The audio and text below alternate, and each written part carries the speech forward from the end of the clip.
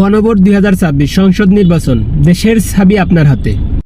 আপনি কি এমন বাংলাদেশ চান যেখানে তত্ত্বাবধায়ক সরকার, নির্বাচন কমিশন ও কর্ম কমিশন পিএসজি গঠনে সরকার দল এবং বিরোধী দল একত্রে কাজ করবে?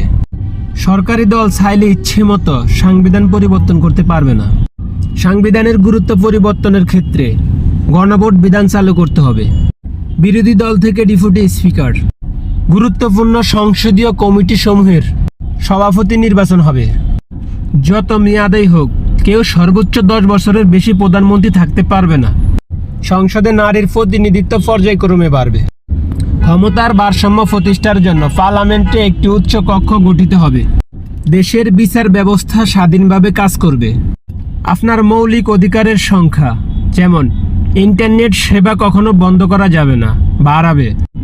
দণ্ডপ্রাপ্ত অপরাধীকে রাষ্ট্রপতি কখনো ক্ষমা করতে পারবে না। রাষ্ট্রপতি ও প্রধানমন্ত্রীর ক্ষমতার মধ্যে ভারসাম্য থাকবে। আপনি কি এই সকল বিষয়গুলোর পরিবর্তন চান?